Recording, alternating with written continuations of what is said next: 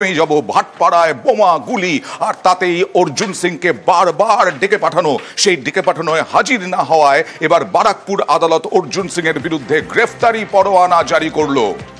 গ্রেফতারি পরোয়ানা জারি বিজেপি নেতা অর্জুন সিং এর বিরুদ্ধে বারাকপুর আদালতের।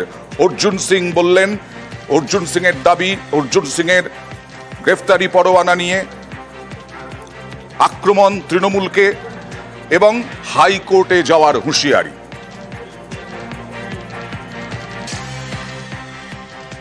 অলরেডি সিসিটিভি ক্যামেরাতে তৃণমূলের দুটো গুন্ডা গুলি চালাতে দেখা গেছে। আমার নামে কোনো জায়গা সিসিটিভি ক্যামেরাতে কোনো জায়গা কিছু দেখা যায়নি কি আমি কোথায় গুলি চালিয়েছি, কাউকে মেরেছি। তারপরেও আমার নামে ওয়ারেন্ট একটা লোককে 164 করিয়ে, যে বিরোধী আমাদের টিএমসি লোক আছে তাকে 164 করিয়ে ওয়ারেন্ট ইস্যু করে দিয়েছে। এখানে তো পুলিশ যা ইচ্ছা তাই প্রভাব খাটিয়ে করতে পারে, করে ওটাই করেছে। হাইকোর্টে এইটা নিয়ে আমরা যে আলোচনা করব। ভাটপাড়ায় বোমা গুলি, আর সেই বোমা গুলিতে অর্জুন সিং এর নাম জড়িয়ে গিয়েছিল।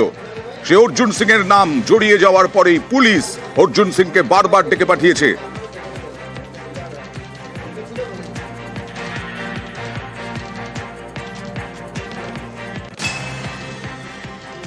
বেসুরো বিজেপি বিধায়ক মনোজ ওঁরাও, তিনি সোশ্যাল মিডিয়ায় তোপ দাগলেন দলের বিরুদ্ধে এবং তারপরে সমস্ত পদ থেকে অব্যাহতি চাইলেন। সোশ্যাল মিডিয়ায় দলের বিরুদ্ধে সরব হলেন বিজেপি বিধায়ক কুমারগ্রামের। বিজেপির সব পদ থেকে অব্যাহতিরও ঘোষণা।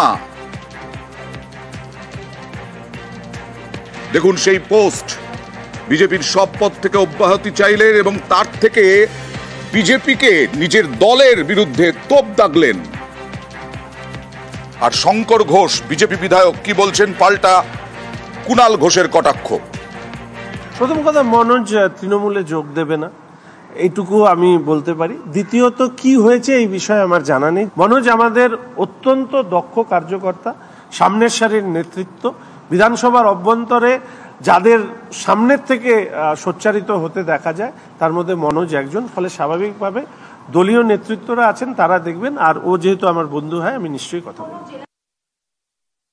2021-এ বলেছিল আবকি বার 200 পার। 200 পার হলো তৃণমূল, আর ওরা আটকে গেল 77-এ। বিধানসভা নির্বাচন যত এগিয়ে আসবে ওরা 50, 45, 40 হয়ে যাবে। কারণ বিজেপির বিধায়করাও অনুভব করছেন যে তারা যে এলাকার মানুষের সঙ্গে চলেন সেই এলাকার মানুষ বিজেপির রাজনীতি, বিজেপির সংস্কৃতিকে সমর্থন করছেন না, তারা মমতা বন্দ্যোপাধ্যায়ের উন্নয়নকে সমর্থন করছে। ফলে এখন বিজেপি বিধায়কদের মধ্যে অধিকাংশই তাদের অসন্তোষ, তাদের বিরক্তি এবং বিজেপির থেকে তাদের ডিস্টেন্স তৈরি করা, এগুলো শুরু হয়েছে।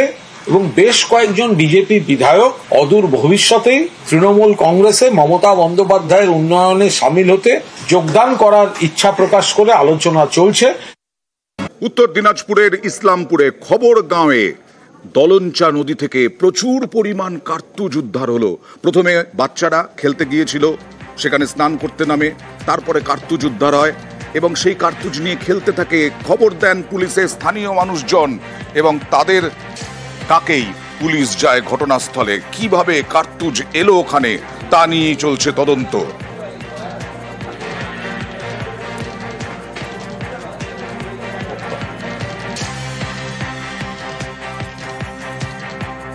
এখানে গুলি পাওয়া যাচ্ছে, ছেলে পেলে বাইরে চান করছে। কালকে সন্ধ্যাবেলা থেকে খুঁজতেছি আমরা।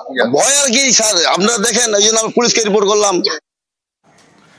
ঘাটাল মাস্টার প্ল্যান, তার জন্য বাজেটে 500 কোটি টাকা বরাদ্দ হয়েছে রাজ্যের বাজেটে। আর সেই ঘাটাল মাস্টার প্ল্যানে অনেকেই জমি দিতে চাইছেন না, কিন্তু তার উদাহরণ হয়ে রইলেন পুরসভার চেয়ারম্যান। তিনি ঘাটাল পুরসভার জন্য তার বাড়ি, জমি সব দান করছেন।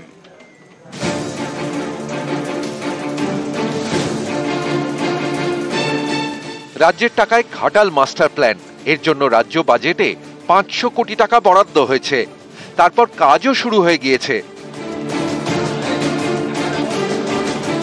মাস্টার প্ল্যানের জন্য জমি প্রয়োজন, সেই জমি দিতে স্থানীয়দের একাংশের আপত্তি। তাদের সামনে উদাহরণ তৃণমূল পরিচালিত ঘাটাল পুরসভার চেয়ারম্যান তুহিন কান্তি বেরা। ঘাটাল শহরের বুক চিরে বয়ে গিয়েছে শিলাবতী। এই নদীর পশ্চিম পাড়ে রয়েছে কৃষ্ণনগর নামে একটি এলাকা। এখানেই ঘাটাল পুরসভার তৃণমূল চেয়ারম্যান তুহিন কান্তি বেরার বাড়ি। 10 বছর আগে 2 কাঠা জমিতে দোতলা বাড়িটি তৈরি করেন। ঘাটাল মাস্টার প্ল্যানের জন্য এই বাড়িটি ভাঙা পড়বে, এতে কোনো আপত্তি নেই পুরপ্রধানের। দলীয় নেতৃত্ব এবং ঘাটাল পুরসভার পুরপ্রধান, আমি যদি প্রথমে বাড়িটা না দিই তাহলে ঘাটালের মানুষের কাছে একটা ভুল বার্তা যাবে। দীর্ঘ 10 বছর 12 বছর ধরে আমি বাড়িটা তৈরি করেছিলাম ঠিকই, কিন্তু এতগুলি ঘাটালের মানুষের কথা ভেবে ঘাটালের মাস্টার প্ল্যান বাস্তবায়নের লক্ষ্যে আমি প্রথমে বাড়ি দিয়ে আমি দৃষ্টান্ত স্থাপন করতে চাই। ঘাটাল মাস্টার প্ল্যান অনুযায়ী শিলাবতীর পশ্চিম পাড়ে একাধিক কাজ হবে। এই অংশে নদী চওড়া করা হবে, তৈরি হবে গার্ডওয়াল। এর জন্য মাপজোকের পর তৈরি করা হয়েছে তালিকা। সেই তালিকা অনুযায়ী প্রচুর দোকান এবং বাড়ি ভাঙা পড়বে। এই সব জমি কিনবে রাজ্য, কিন্তু এই জমি দেওয়া নিয়ে ঘাটাল মহকুমার দাসপুরের বাসিন্দাদের একাংশ পেকে বসেছে। সম্প্রতি তারা এ নিয়ে বিক্ষোভও দেখান। ঘাটাল পুরো এলাকার বাসিন্দাদেরও একাংশ জমি দিতে নারাজ। আমি একটু ছাড়বো না। আমি এখানে 67 বছর দোকানটা বসে আছি, 10 বছর বয়স থেকে। আমার বয়স 7 বছর বয়স। কোথায় যাবো? আমার দোকান থেকেই সব যাবো কেন? আমি এখানে জন্ম থেকে আছি। এই পরিস্থিতিতে পথ দেখানোর চেষ্টা করছেন ঘাটাল পুরসভার চেয়ারম্যান।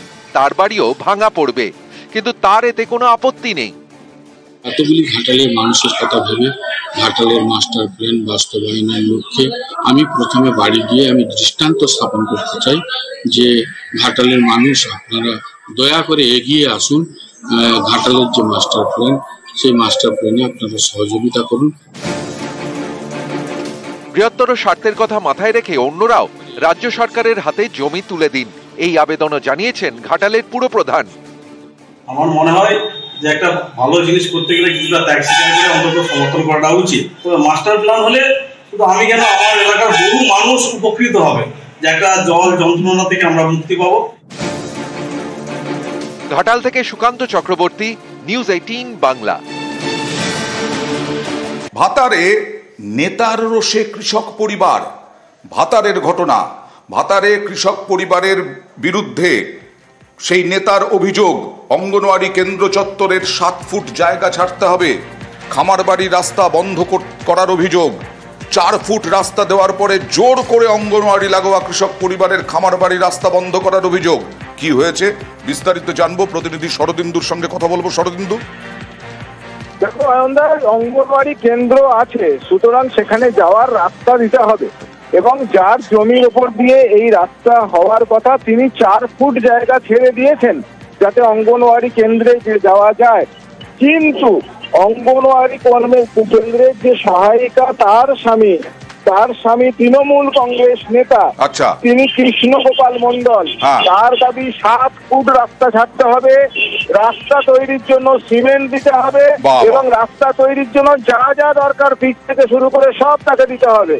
নচেত তিনি ঘর থেকে বেরোতে পারবেন না। তার যে খামার বাড়ি, তার যে বাড়ি, সেসব জায়গা রাস্তা একেবারে বাঁশের ব্যারিকেড দিয়ে ঘিরে ধরা হয়েছে। তিনি সেই বাঁশ খুলতে গিয়েছিলেন, তাকে মারার উপক্রম করা হয়। কোনো পদক্ষেপ? দেখো, কোনো পদক্ষেপ এখনো পর্যন্ত নেওয়া হয়নি। এখনো সেই বাঁশের ব্যারিকেড রাখা রয়েছে। পুলিশের দ্বারস্থ হয়েছেন ওই পরিবার। এখন পুলিশ প্রশাসন কি করে, আমরা খবর করলাম, খবর দেখালাম। শরদিন্দু, তোমার মাধ্যমে আমরা নজর রাখবো এরপরে কোনো পদক্ষেপ হয় কিনা। আইসিডি রুমের রাস্তার জন্য এবং ড্রেনের জন্য তা আমি ওইখানে পঞ্চায়েতের সব ছিল, ওইখানে কাগজপত্র করে আমি 4 ফুট রাস্তা দিয়েছি। সেই 4 ফুট রাস্তা এবং ড্রেন আমি ছেড়ে দিয়েছি। সেই পরিপ্রেক্ষিতে আজকে বলছে যে 7 ফুট জায়গা দিতে হবে এবং 20টা সিমেন্ট এবং গাড়ি দিয়ে রাস্তাটা তৈরি করে দিতে হবে। আমি বলেছি দেবো না, তার পরিপ্রেক্ষিতে আবার ঝামেলা করছে। একটি তৃণমূলের গোষ্ঠীকন্দল। বিষয়টা যাই হোক না কেন, 4 ফুট ছাড়া হবে না 7 ফুট ছাড়া হবে, সেটা পঞ্চায়েত ঠিক করবে, প্রশাসন ঠিক করবে, তার যে নিয়ম আছে সেই অনুযায়ী হবে। তার কোনো অধিকার নেই যে ওই পরিবারটি তৃণমূলের অপর গোষ্ঠীর বলে তার রাস্তাটি ওইভাবে ঘিরে দেওয়া। আমরা এই ঘটনার তীব্র নিন্দা করছি। কে কোন দল করে সেটা বড় কথা নয়। কেউ কারুর জায়গা মাছ দিয়ে আটকে রাখতে পারে না। যদি ওনার এ ধরনের কোনো বাঁশ দিয়ে জায়গা ঘিরে রেখে দিয়ে থাকে, উনি আইনের দ্বারস্থ হতেই পারেন, কারণ আইনেই এর সমস্যার সমাধান হবে। কারণ কেউ তো জোর করে কারুর রাস্তা আটকে রাখতে পারে না, আর আমাদের দল সেটা অনুমোদনও করে না। আমি পরিষ্কার বলছি, অন্যায় যে করবে তাকে আইনত শাস্তি পেতে হবে।